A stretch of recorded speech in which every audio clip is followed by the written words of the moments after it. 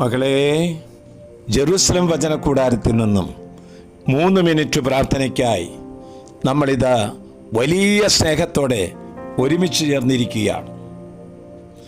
5 ഭവനങ്ങളിലൂടെ മാതാവ് സന്ദർശിച്ച ഭവനങ്ങളിലൂടെ നമ്മൾ യാത്രയായി. ഇന്ന് നമ്മൾ സന്ദർശിക്കാൻ പോകുന്ന ഭവനത്തെക്കുറിച്ചാണ്, 6ാമത്തെ ഭവനത്തെക്കുറിച്ചാണ് നമ്മൾ കേൾക്കാൻ പോകുന്നത്. മകളെ, കുടുംബം നമ്മെ സംബന്ധിച്ചിടത്തോളം ഒരു വികാരമാണ്. നമ്മുടെ ഇരുണ്ട വേളകളെ മധ്യാഹ്നമാക്കുവാൻ മരുഭൂമി പോലെയുള്ള കുടുംബത്തെ മലർവാടിയാക്കി മാറ്റുന്ന സ്ഥലമാണ് കുടുംബം. സ്നേഹം നിറഞ്ഞ കുടുംബങ്ങൾ ഇന്ന് ധാരാളമുണ്ട്. ഇന്ന് മാതാവ് നമ്മുടെ കുടുംബങ്ങളിലെ കടന്നു വരികയാണ്. മക്കൾക്ക് സ്വാദിഷ്ടമായ ഭക്ഷണങ്ങൾ കൊടുത്താൽ മാത്രം പോരാ, വസ്ത്രങ്ങൾ വാങ്ങിച്ചു കൊടുത്താൽ മാത്രം പോരാ, ആത്മാവിൻ്റെ ഭക്ഷണങ്ങൾ കൊടുക്കുന്നവരാണ് ഈ ലോകത്തിൽ അനുഗ്രഹീതർ. ഇതാ ഇന്നത്തെ വചനം നമുക്ക് കേൾക്കണ്ടേ? നമുക്ക് കാതോർക്കാം. കർത്താവ് എന്നോട് സംസാരിക്കുന്ന പോലെ കാണണം.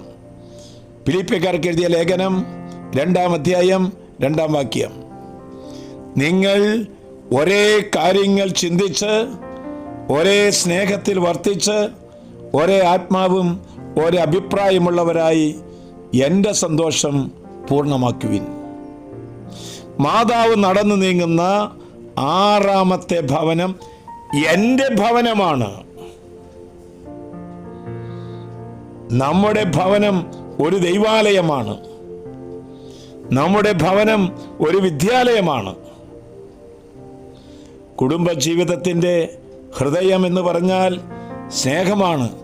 സ്നേഹം വറ്റിയാൽ പിന്നെ ദാമ്പത്യം തകരും. സ്നേഹം വറ്റിയാൽ സ്നേഹിക്കാനോ ക്ഷമിക്കാനോ പ്രചോദനം നൽകാനോ നമുക്ക് സാധ്യമല്ല. ഇതാ ബൈബിളിൽ മുഴുവൻ കുടുംബങ്ങളുടെ ചരിത്രമാണ് നമ്മൾ കാണുന്നത്.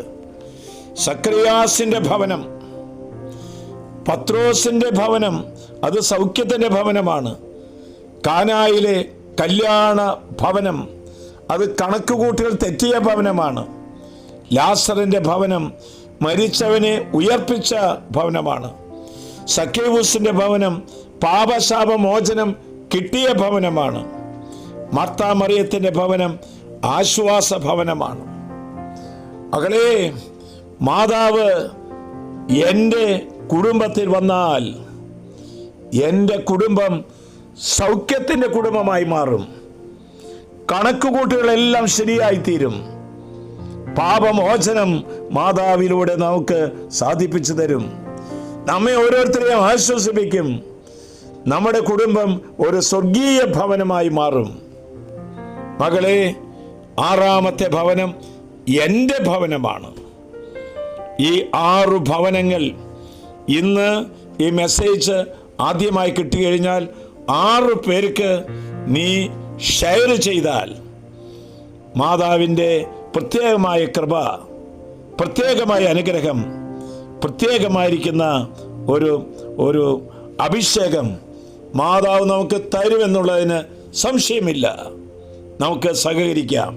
ആശ്വാസപ്രദമായ രാത്രി, പ്രതീക്ഷാ നിർഭരമായ പ്രഭാതം, സൽപ്രവർത്തികൾ നിറഞ്ഞ ദിവസം നൽകി നമ്മെല്ലാവരെയും അനുഗ്രഹിക്കട്ടെ. നമ്മുടെ കർത്താവ് യേശുമിശിഹായുടെ കൃപയും പിതാവായ ദൈവത്തിൻ്റെ സ്നേഹവും പരിശുദ്ധാത്മാവിന്റെ സഹവാസം ഉണ്ടാകട്ടെ, ഇപ്പോഴും എപ്പോഴും എന്നേക്കും. ആമേൻ.